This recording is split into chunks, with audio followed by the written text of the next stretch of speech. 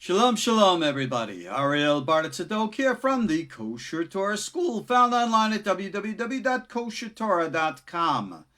I'm going to bring to you a lesson tonight, which is probably not the kind of lesson you've ever heard before from a rabbi. I'm going to teach you some things tonight, which, I'm going to be very honest, I think I could say in confidence that the vast majority of my peers don't know. They have never had to deal with the material that we're going to have to deal with tonight. And the only reason, our KosherTorah school has been around here for over 25 years. And this is the first time I'm actually dealing with this material, and there's a reason for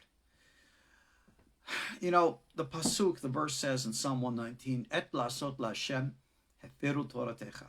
The time has come to act for God because they've made void his Torah. Well, no more time than the present is that so terribly true. We're at war. And most of us don't realize this. No, this is not a war of politics that can be won by one side or another politically. This is a war for human souls. For those of you who follow me at KosherTorah School, who follow my posts, who get our email and watch videos, I've been, since the high holiday period, focusing in a specific direction of teachings with the specific intent to try to wake people up to seeing what's going on in the world around us. And like I said, we're in a big war now. And this is not a war of politics. This is a war, let's be honest, good versus evil. When we speak in apocalyptic terminology, and we speak of the great war at the end of days, well, as the Ariel made it very clear, remember the Ariel spoke in like 1570, he said he was in the end of days. Well, here we are in the year 2020. So the end of days has been going on for almost 500 years, a long end of days. You got to understand end of days. Like you need to understand biblical prophecy. And like you need to understand all things that are spiritual. And that is made very, very clear in the Bible. It is made very, very clear in psychology. But unfortunately, we confuse things in our, I was about to say lack of information or lack of education, but I think it goes deeper than that, because I think there are concerted efforts made by specific, shall we say, parties of interest who intentionally keep us in the dark. Now, I don't want to sound conspiratorial, but I think it's very, very vital that we start in modern times understanding ancient teachings in a more proper, realistic way. And what I mean is this: that which we call spiritual and that which we call psychological, they are one and the same. They really, really are. Now, that does not mean every spiritual experience is only in your head and it's a figment of your imagination. That's BS. That's a lie. Now, what it really means is that what we understand as psychology goes far beyond the limited construct of the organic brain, which is the matter in your head. As Carl Jung clearly demonstrated in psychology, there are clearly what moderns would call parapsychological realities. These are the spiritual and the psychological. These are the realms of reality. When the likes of Maimonides writes about prophecy and the acquisition of prophecy, he recognized that this was a psychological growth of human consciousness, which he says is a natural, normal growth factor in humanity. And it's true, because prophecy isn't, like people mistake it to be, understood as just talking to God, as in what we see in movies or television. No, it is the psychic awareness of interaction with the greater universe. Now, this is very, very important, because what we call the psychic interaction with the greater universe interacts with forces. Now, these forces in and of themselves are, let's be blunt, what they are. They are the forces that the universe has materialized, God has made. We call these forces in our Torah tradition, say hello to Sierra, the star of the show, there she is. We call these forces Sefirot. We call them divine manifestations. And you've seen the diagrams of them in numerous places. They're talked about in the Sefer Yetzirah and many other places. But just as with any other force, you can use it or abuse it. Very similar to the concept that George Lucas was portraying in his Star Wars films with the concept of the Force. If you remember, there was a light side of the Force and a dark side of the Force. It sounded almost dualistic. But we, in our Torah tradition, recognize there is no such duality whatsoever. There is only the singularity, the unity of all things. Now, here is where things become very important to understand. This is the message we taught in, well, actually from the Torah, Mount Sinai, remember Shema Yisrael, but it's actually the function that was taught in the Sefer Yetzirah, that we had those 96 lesson shorts that are available on YouTube and elsewhere for you. All the messages, singularity of purpose, that ultimately we are the vessels, the vehicle through which God, what we call God, acts and materializes in this world.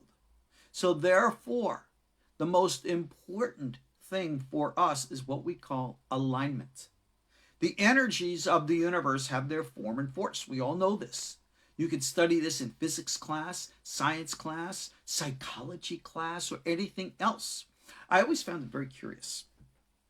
Modern psychiatry wants to state that many what they call mental illnesses, which they treat with psychotropic medication, which, if necessary, thank God, is a godsend.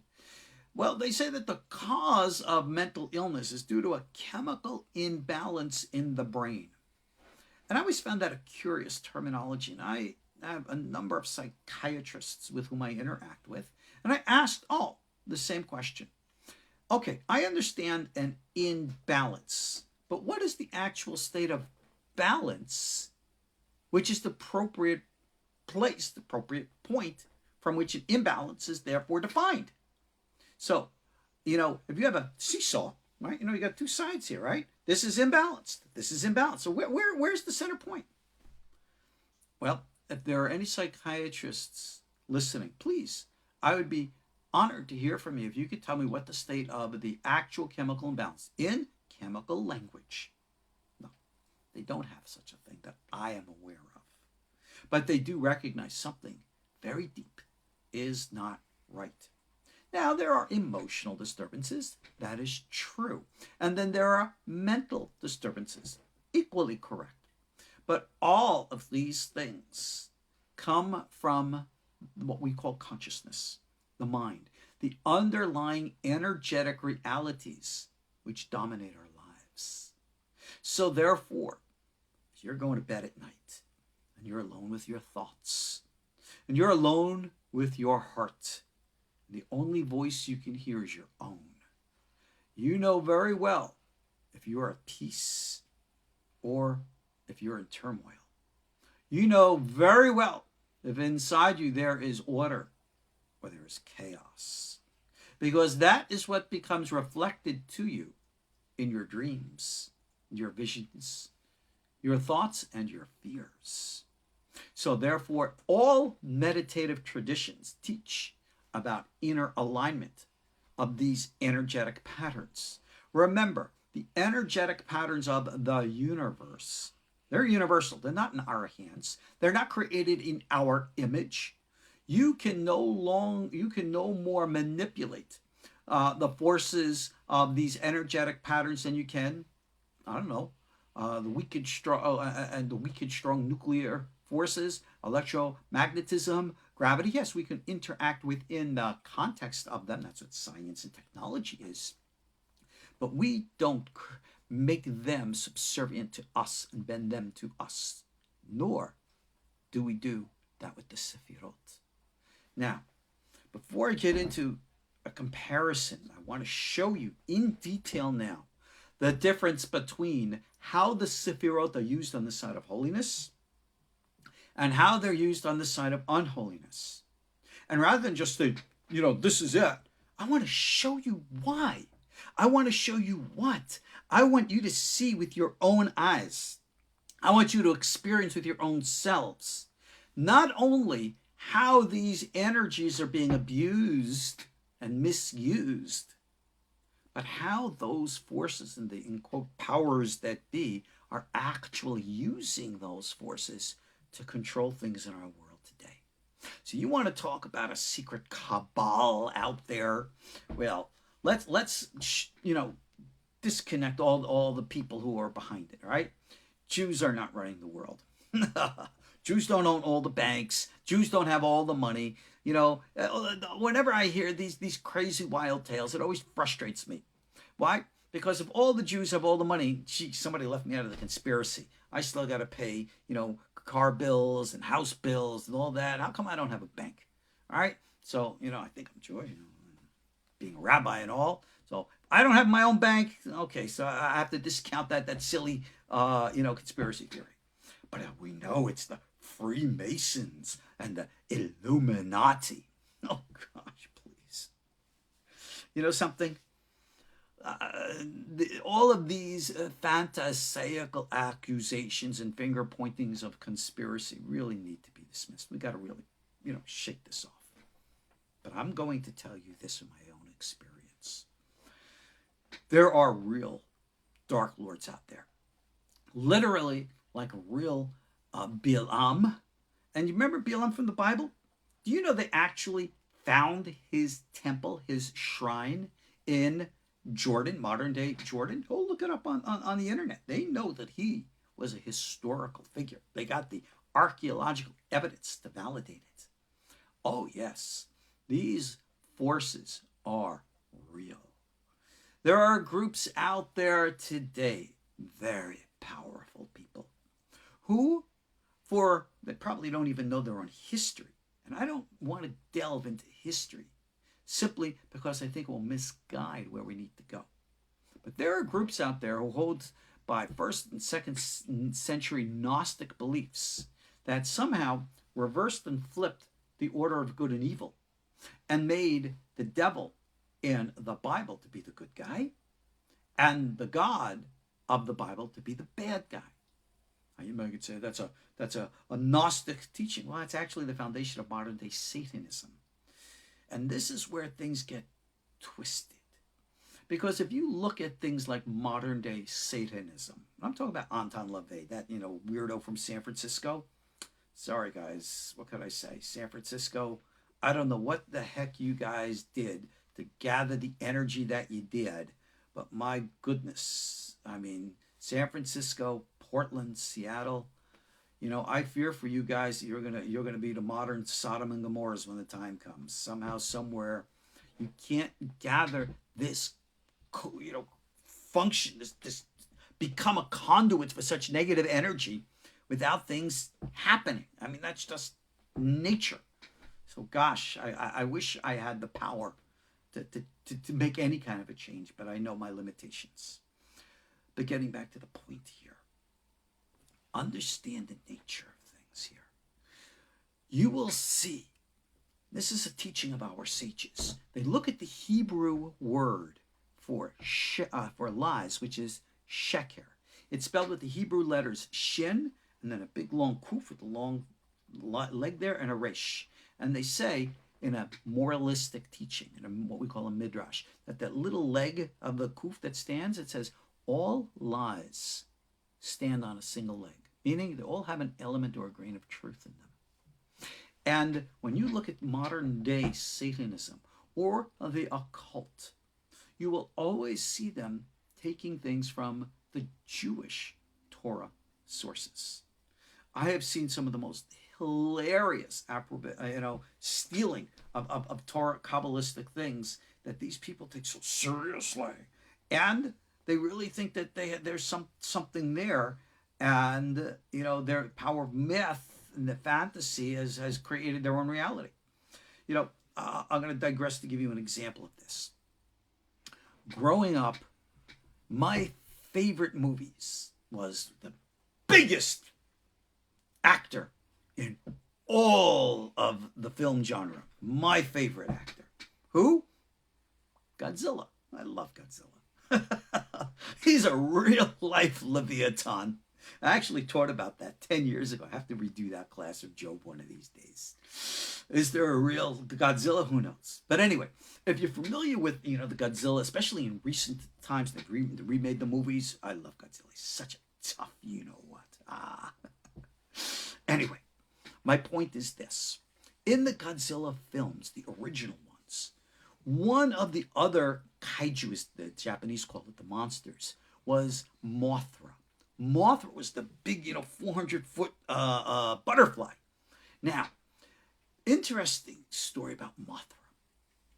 Mothra was considered a god to the Polynesian people on the island where Mothra comes from. Remember, this is all movies, okay?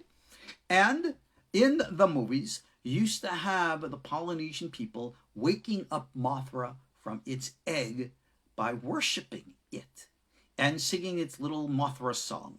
All right, I wish I could sing the Mothra song, but I don't want to embarrass myself any more than I normally do. But you go watch it now. The reason I'm bringing this up is this. How many of you believe in Mothra? How many of you are going to pray to Mothra for your salvation? You're going to look at me and go, Rabbi, what have you been drinking there? There's no such thing as a Mothra. It's from a movie. It's make-believe. You can pray to Mothra until you're blue in the face. A 400-foot butterfly is not going to come flying down out of the sky and do anything other than maybe smoking something. All right? It's fake. It's not real. But yet, in other things, people have made things to be real, which aren't. This is the foundation of why the Torah has always taken the stance against idolatry. Are there real entities out there? Oh, you betcha. Are there real forces out there? Absolutely. Are there archetypes of the collective unconscious which materialize in the specific forms of the religious caricatures of individual cultural beliefs? Yes. Is there really a Zeus? Well, maybe. Is there really an Odin? Well, you have many, many temples to the Old Norse gods in Iceland and other places in Scandinavia today, and they pray to those gods like Christians pray to Jesus. What's it all about? Answer, energy. No, I really do not expect, upon passing and going into the pearly gates above, that as on my passage through the Hechalot, on my way to Aravot, to be standing before Hashem, God of creation, that I'm going to bump into Odin, or Thor, or Hercules, or Zeus, or any of the kind. However, these are only the vessels through which materialize energetic forces, the likes of which we've already discussed. What's the difference if we channel this energy into those forces or those forms or not? Who cares, right? What's the real difference if I want to pray to Odin or Zeus or Mothra? What's the difference? I'm still a good person. I don't cheat. I don't steal. I'm a nice guy. So what if I pray to a 400-foot butterfly flapping around, right? To each their own. Isn't that the modern morality in which we embrace so emphatically? You have no idea how evil that is, how imbalanced that is. Modern morality of the tolerance of all is one of the greatest klipot forces of imbalance, which will lead to a universal natural realignment, the likes of which we don't want to be around. You know, think of like Noah's flood kind of stuff. Think of apocalypse. Think of plagues. When I look at the COVID that's happening at this time, this is a minor blip. I think there are close to 50 million people have been infected with this virus around the world, and we've had over 1 million deaths. Well, in ballpark about the same time, a century ago, when we had the Spanish flu, it was 50 times that. So yeah, we're dealing with serious, bad stuff, but this is insignificant in comparison to what could be. So be careful when we deal with energies, because it's real. Everything that's happening now is real. If we push human society completely off kilter more and more and more away from that balance point, the more you're going to aggravate universal forces to realign, and that ain't good for us human beings. Now here, let me help you understand. We have what we call the 10 Sefirot here. There's a PDF that comes with this class. If you're here in this class live with me on Facebook, or watching this video in the section, the notes section, whatever the heck it's called, I have a link to this PDF. You must have this in order to understand what I'm now going to detail to you. I've given you generic, general instructions. Now let's get involved. Because the forces that be are using this information to control and manipulate us. And that is why I feel so compelled that we have to bring this material out. You need to see what's happening. Okay. There's our Kabbalah. Came in Torah and Judaism. We have the form that materialized in Europe, from Provence and Spain in the 13th century. And of course, we have the older magical traditions, and of course, even the older prophetic traditions, which is what, of course, we embrace and teach here at the KosherTorah school. Now, these teachings have been with us and obviously come from us, and they are and have their source in everything biblical and holy, period. But then you have something else, because most people may not be aware of. There are other Kabbalahs out there. These other Kabbalahs are not from Torah. In the words of one of the Hermetic mystics of the 20th century, a British woman named Violet Firth, if I'm not mistaken, who wrote under the pen name Dion Fortune. Brilliant woman. She really dabbled with the occult and knew and understood the real forces of things. Her book, The Stories of, I think it was The Adventures of Dr. Taverner, is actually based upon a real psychiatrist doctor in England who dealt with occultic realities. And her book on psychic self-defense also deals with very valuable materials similar to my own book, Protection from Evil. She knew her stuff. But she also wrote a book called The Mystical Kabbalah. I liked the book. I thought it was very deep. But I remember something that she said. I said, using the Talmudic term salka datach, you have revealed your true intent.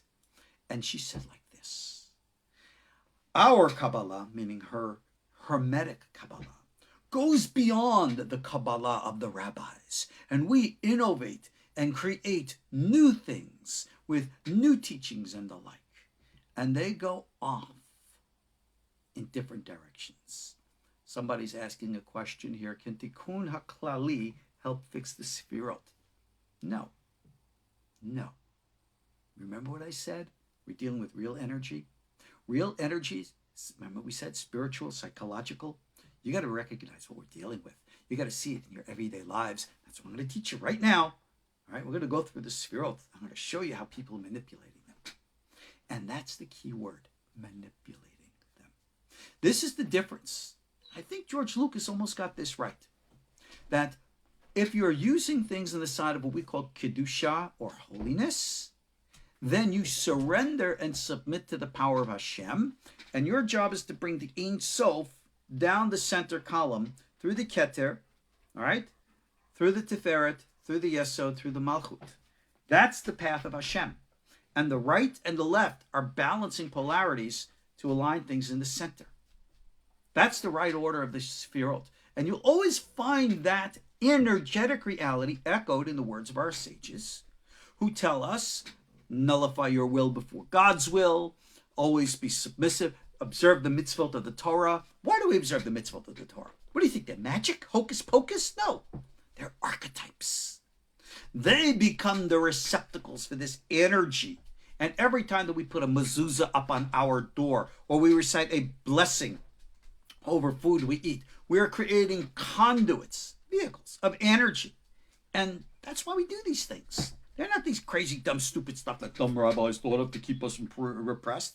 That's the lie. Don't you ever fall for it. No. Archetypes, symbolic language. That's the language of the unconscious. All right? You see that every time you salute a flag. You see that every time you root for your ball team. Every time you support your political candidate. Everything is always imagery. God spoke that language to us. He speaks it to the prophets. But everything needs to be balanced in the center column. From Keter, the divine will, through Tiferet, the divine heart, through Yesod, the divine energy, into Malkhut, the Shekhinah, the Beit Kibul, the source from where everything must come back. Hello, Sierra. Sierra is here. Remember, I always told you guys, never, never, never do I consider Sierra to be a distraction. I know a lot of you consider that. Oh, no, I want to stay intellectual and I want to stay focused. I tell you, no. You got to go with the flow of life. All right? Sierra, she's hanging out. So go hang out, sweetheart.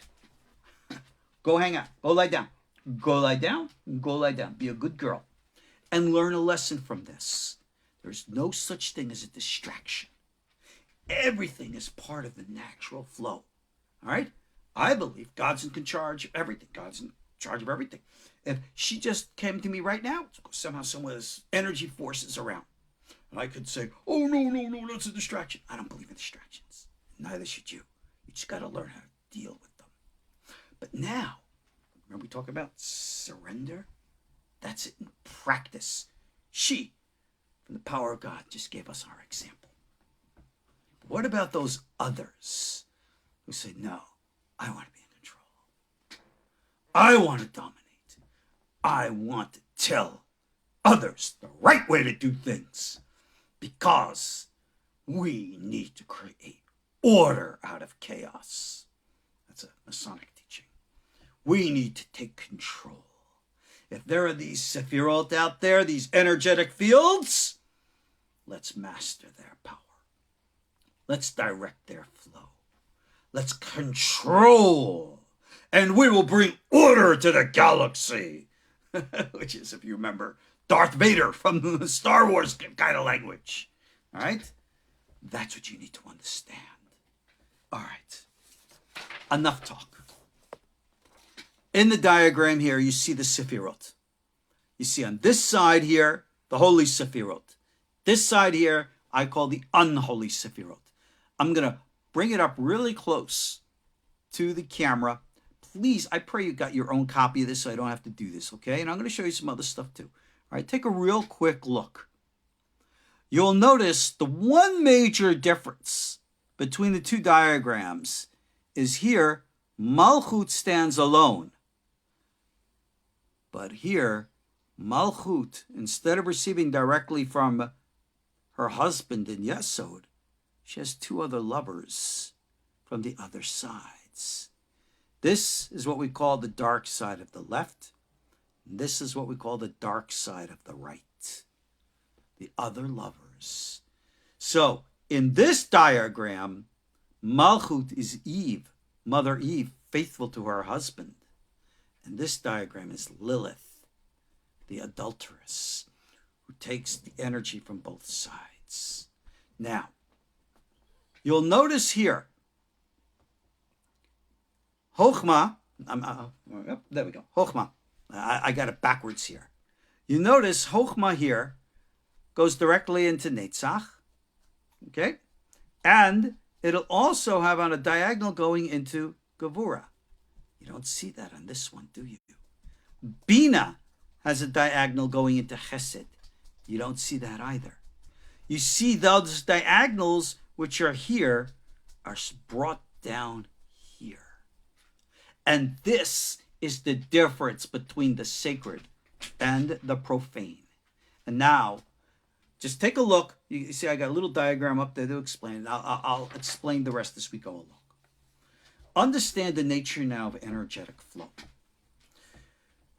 Everything in the Sefirot is balanced. As we learned in the Sefer Yetzirah, you have the horizontal energy balance and the vertical energy balance. And those balances of the 3 levels and the 7 are vital. 7, 3, 10, the whole balance there. That's vital. And when you mess that up, you have created the chaos and the disturbances that are the imbalance. Now, here's the issue. Take a look at this. All right? Normal path, center column, where in which the Chokhmah and the Bina are supposed to balance in the center. The Hesed and the Gevurah are supposed to balance in the center. The Netzach and Hod is supposed to balance in the center and bring all down the center to the Malchut. That's the proper flow of energy. Not my will, but thy will be done. But look at this. Now hear this.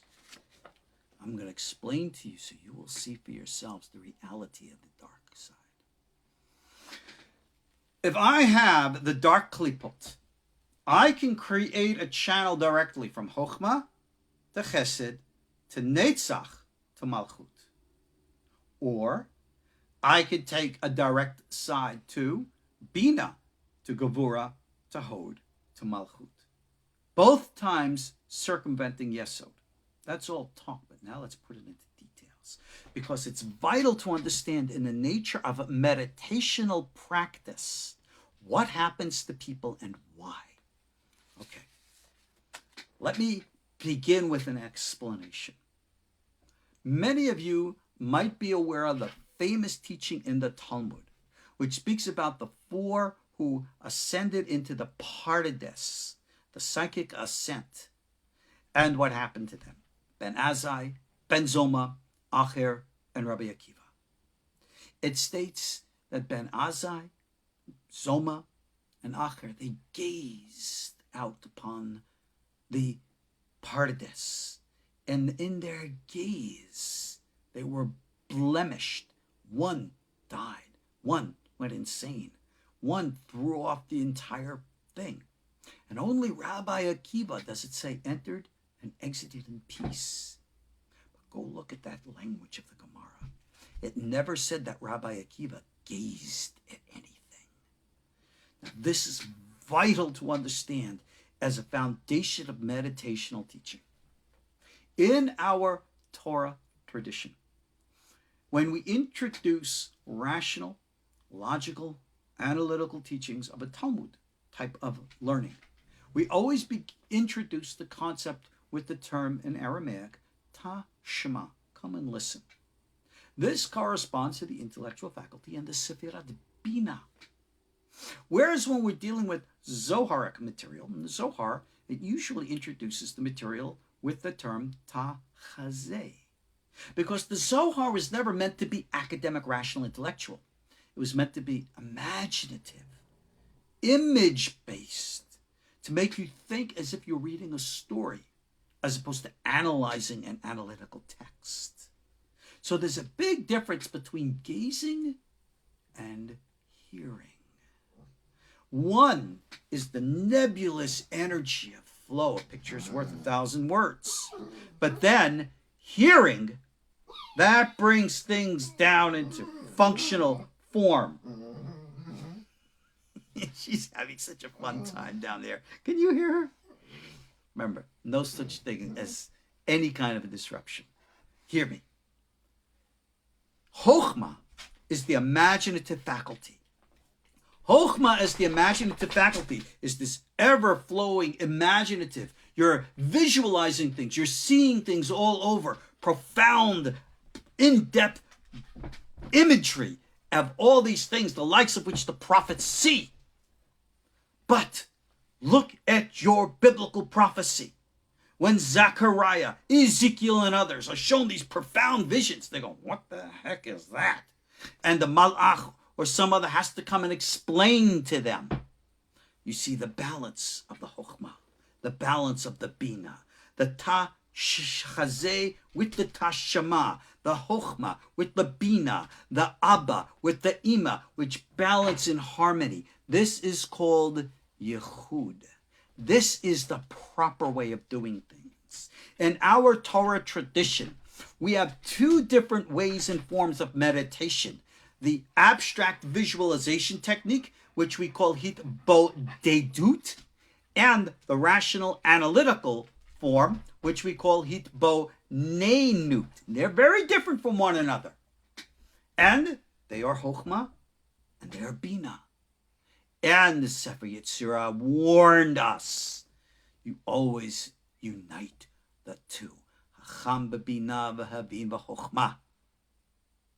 This is the way to bring Yehud balance. But the dark side does not do that. The dark side never wants to do that. They'll take that grandiose vision. They don't need to understand it. It's a picture. It's an image. It's an impression. It's a feeling. And rather than bring it into Bina for balance and harmony, they'll channel it straight down into Chesed, the outgoing fluctuation, the feeling that I gotta express this out. I gotta let it out to the world. And then you take it, and you bring it down to Netzach, to impose it on the world. So you have this great grandiose image.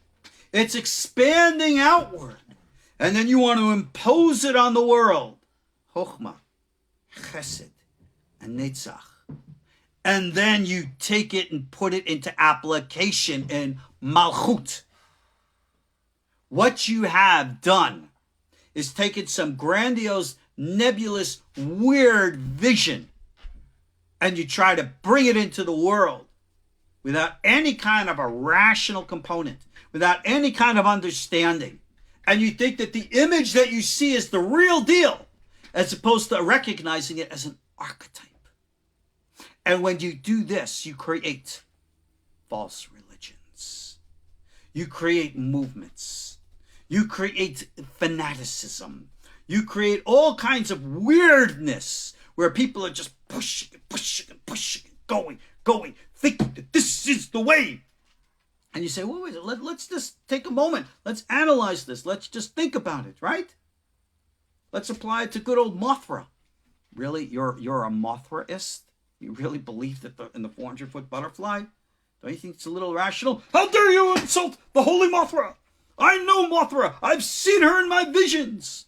Okay, cool and groovy. I'm glad you see in the vision. And I'm going to bring the truth of Mothra to the world. How many times do we hear this kind of talk from extremists, from zealots, the people who are so determined to bring their vision to the world that hell or high water, if you are not going to follow that vision, then you're going to be the receptor of their wrath. This is radical religion. This is the klipa of the right. This is how, when you take the forces of the klipot imbalanced on the right side, how things get wrong. And you see this all the time when you have people embracing archetypes, embracing irrational thoughts, because they've seen it, they got this little internal image in their mind, and they're certain and convinced that that's the way things are supposed to be, and nothing's going to convince them otherwise. That's the klipa of which we speak. Now, what about the other side? Bina. Bina is intellect. Bina is the academic thought. where in which we don't need that higher, intuitive, mystical image of things. We know how things are supposed to be. We're rational. We're not emotional. We're like Vulcans. We know the right path. We know the right order. And we know what's best for you. So, in our rational intellect, we, Spirit Bina now, are going to impose this order in rigid form, Gevurah, because we know the benefit of the society that will come, Hod, through the application of this imposed form. Bina, Gevurah, Hod. And then you put that into the world. And then what you have are forms of government or imposition, in which you have the most devastating, the most deadly forms, in which you have the most authoritarian and totalitarian forms of the most negative, dangerous kinds. And all from the right and the left circumvent the center column, and they all seek to impose themselves on Malchut. That's the danger of this path. That's why in the path of Kedusha, you don't have that. The column of the right cannot come directly into form unless it goes first into the center. The column on the left, I know I got it reversed here, but tough. All right? It's my right and left here. Cannot come down to form unless it goes first into the center. And the tension between the two need to be balanced in the center. This is the big difference between the Kabbalah of Kedusha and what others have created in its place. Now, these others, I think they call it the Hermetic Kabbalah. It's out there. Oh, it's got a lot of philosophy and theosophy and all this other stuff. But here, this is a diagram that I picked up off the internet. This is those Sefirot. You see the Egyptian stuff. All right? You'll see there's all kinds of stuff in here, which is just not kadosh. Now, those are the Hermetic schools say, it's archetypal correlatives. They're kind of like all the same thing.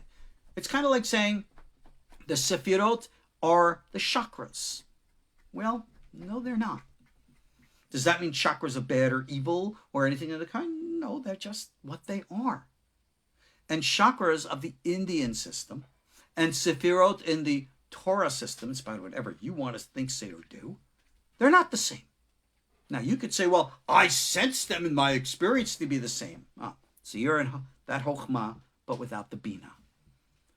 So, in Carl Jung's term, this is like feigning a legacy, not one's own. And that's the big deal. This is why we say in Havdalah, Hamavdil ben Kodesh lachol. We always seek to separate between what we call the sacred and the profane. And this is why this type of Kabbalah, and also, the one thing that I didn't mention to you, is if you'll notice all the letters, all right, here, I'll go back to this diagram here. All the letters in this form are completely out of sync. They're not in the appropriate alignment. And you could say, well, what does that mean? Well, let's put it this way. If you want to spell the word dog, and I want to spell it, F-I-S-H. Well, something tells me that's not the right way to do it. Oh, but that's dog. Yeah, well, dog is Hebrew for fish. It's not dog. Well, it sounds alike, but it's not the same. All of our Torah path, the Ma'aseh Merkavah path, is based upon the foundation of alignment of all the Sefirot, of the columns. And any time that you try to circumvent the balance of the center, this is what we call the dark side. And this is not a theological lesson. This is not a philosophical lesson. I'm trying to help you understand that this is what's happening in our societies today. Like I said, this is a psychological reality, which is a spiritual reality, which is a psychic, energetic phenomena of where we're at and what's happening today. So take a look around us in the world. Take a look at our entertainment industry. Our entertainment industry follows the path of these dark Sefirot to a letter, always using the right path of darkness by trying to impose upon us imagery as opposed to rationality. They will use movies and television programs to portray to us things, imageries and pictures of an expanding embrace of things, which they bring down to our world and say, this is the right way. But that klipa of the right pushes things out. And that's not good. But then, notice in our society how we have equal and opposite to Western permissiveness, the overwhelming growth of a totalitarian mentality, whether it be in the form of the growth of radical religions, or whether it be in the form of all different types of political totalitarianisms, intolerances, and the like, which are happening right now. That is the klipa to the left. And therefore, I want you to see and know and understand what is happening today, why it's happening. Take a look around us. Look at all this craziness. We have polar opposites in the United States today.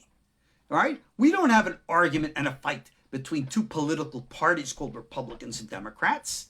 Those are just superfluous names. We have radically different fundamental agendas and outlooks on life, on the universe, on everything. They're diametrically opposed to one another and in conflict and war. Now, there was a time when things weren't so extreme. And as they were closer together, you could balance things. Not anymore. That is the danger of the dark side that is materialized amongst us today. And that is what I'm bringing to your attention now, and why I feel so compelled that it needs to be addressed. Look at what's happening.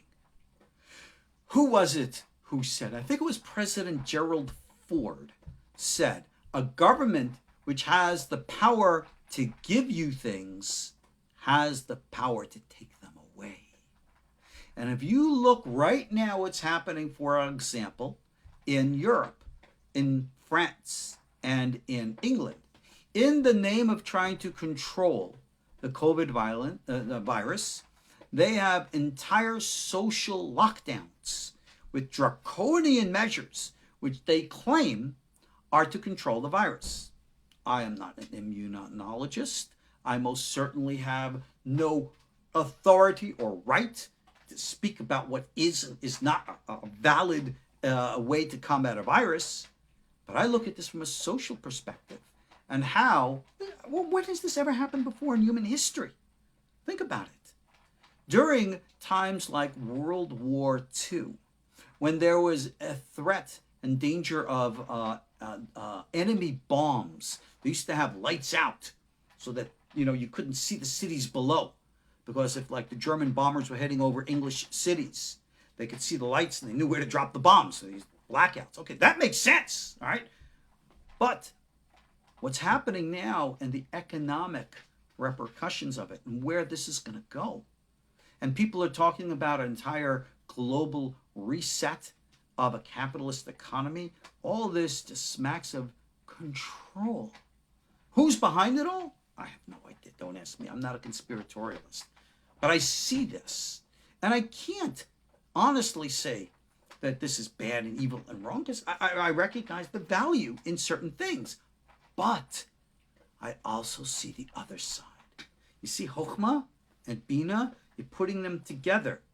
So you don't hear me making an extreme statement, this is good, this is bad. No, I'm saying, I get it.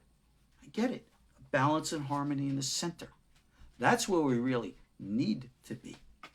But we are dealing now with the, in quote, children of the extreme right, where in which everything is permissive, everything is the same, everything is okay, every form is the same. Zeus is really Odin, who's really Hashem, etc., and so on, God forbid. This is nothing new. In the days when the Greek Seleucids took over the temple in Jerusalem, remember Hanukkah time? That was their mentality. They said the God of Israel, Zeus, all the same. A very similar mentality in the modern New Age philosophy. This is the klipa of the right, of which we're speaking. And look what is growing in opposition to it. The totalitarianism, the intolerance. Do you see the intolerance politically of certain camps of people saying, we're not going to listen to you, we're going to shut you down, we're going to close you, we don't want to hear what you have to say, we're going to put a big X through you, we're going to cancel you, etc.? Doesn't that sound like certain religions, where in which they're going to say, you're going to listen to us and nothing else? That is that klipa of the left. And again, I want you to see it in society, in ourselves. Because as long as we embrace either side, we are contributing to the tum'ah, the uncleanliness, the imbalance. We then would be doing really weird, strange types of things. Things, call it work. Strange, all right? Zar, strange. That's what we call in Hebrew avodah zara, or biblical idolatry. This was always the danger. Even in olden times, when people observe different religions, right? Like it says in the book of Malachi, chapter 1, I think it's verse 11. From the rising of the sun to the going down thereof, great is God's name amongst the nations. And you see Rashi's commentary, amongst others, quoting from the Gemara, that states, even when you have an idolater who in their heart of hearts is truly worshiping the creator of the universe, believing in the truth of the singularity, then even if they're offering idolatrous offering on an altar of idolatry, God doesn't hold it against them, because God looks to the heart. Rahamana libabai. God looks to the heart. Like we say in our Kiryat Shema, love the Lord your God with all your heart. These words which I command you this day shall be upon your heart. Where is that heart again? Tiferet, the center. All right? Not circumvented. This is the problem. Okay? We symbolically use the terms for Malkhut, that when things are in proper balance and harmony with the male and the female, the holy and blessed be he, and the Shekhinah, Tiferet, and Malkhut, right? Or if you will, yin and yang. That is the proper balance and harmony. And that is when Malkhut becomes Havah, Eve, the mother of all. But when we allow these other forces to come in, imbalanced with the proper alignment, that's the dark side. Those are the dark Sefirot. And then when they push that energy down to materialize in the physical world, then the physical world becomes adulterated. It becomes contaminated. It becomes imbalanced. The symbol that we use to describe that is Lilith. This is the problem when the Sefirot don't have alignment. You look deeper into the teachings of the Arizal, and you look deeper into the teachings of the Ramak, Rabbi Moshe Cordovero, and it speaks about the alignment and arrangements of the Sefirot. You might have taken our Otzrot Chaim classes or other things in the Etz Chaim that we offer here at KosherTorah School, where in which you go into the details of these things. And we explain the metaphors of the Ari and how he taught that originally Sefirot were rather monolithic. They were this on the right, this on the left, and there was no harmony. And because of that, they collapsed and fell. Ma and Ben, male and female, were out of sync. And it was only with the world of the rectification that all the Sefirot had within them the other Sefirot, bringing harmony and balance. So, within Chesed, you have Gevurah. Within Gevurah, you have Chesed. So if you look here at this one here, Chochmah can influence Gevurah. Bina can influence Chesed. You don't see that here now, do you? Right? They seem to be channeling all into the Tiferet. But you need to have the overlap from the right and the left columns. Always, always, always. And when you misalign the letters, and you try to use those letters in meditation and forms and the like, you are creating an upside-down golem, if you will. One of the points, if you look at the writings of the Hasidei Ashkenaz, that actually teach you how to make a golem, talks about that the letters have to be properly balanced and everything has to be properly aligned. Because if they're not, well, when you try to create the golem, the eyes are going to come out of the arms, the mouth is going to come out through the stomach, and everything's going to be messed up. That's what we've created today in our society. Look what's going on around us. I don't know who's behind all this stuff, but I recognize the imbalance of energy. I recognize the deep disturbance in the force. I recognize the imbalance. Are there forces and powers that be out there who understand this and know how to manipulate this? Oh, heck yeah. Oh, yeah. I've seen them. I've met them. I know. Years and years ago, I had the opportunity of bumping into two individuals who claimed to have been one of these, members of this dark, secret society. No, they weren't hippie weirdo lunatics. Both of them were, men, I guess, in their 50s, very finely dressed, very wealthy from the looks of it. And apparently they had real influence in this world. And they understood the powers of how to manipulate the forces of the Sefirot. And they're doing it with the intent. Well, if we can bring forces down through the right column, then we can control the right column.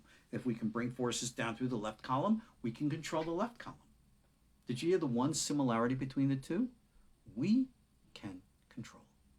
What happened to not my will, but thy will be done? This is the difference between those who try to manipulate the Sefirot.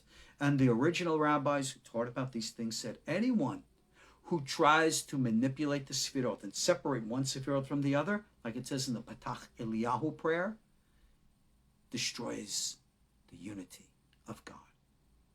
And you could say, that's just a theory. Okay, it's just talk. But when you destroy the, unquote, unity of God, you're destroying the harmony of the human psyche. And the human psyche, therefore, instead of having harmony and peace and balance within ourselves, becomes full of chaos, confusion, misalignment, and all kinds of weird stuff. And when that happens, forces of nature kick in to fix things, realign.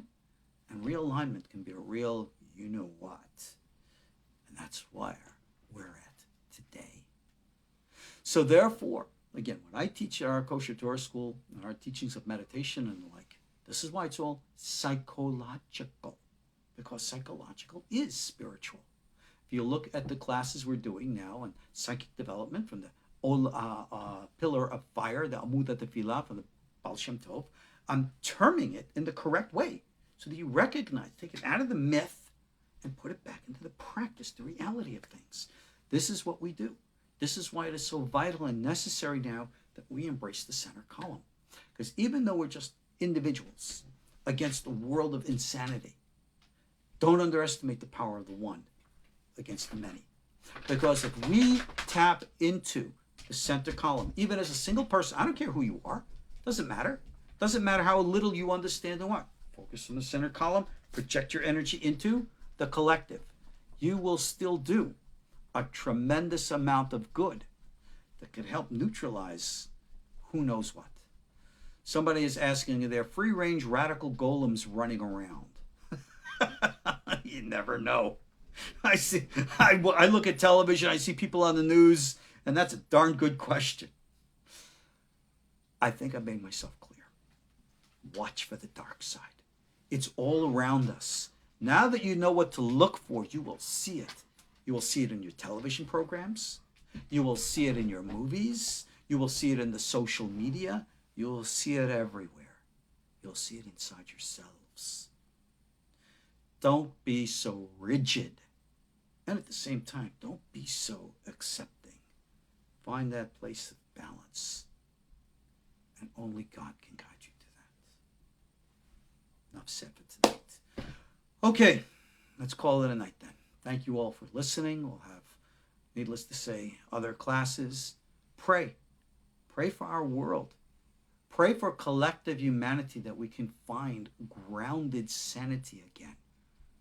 Or hell on earth will be unleashed. It's coming.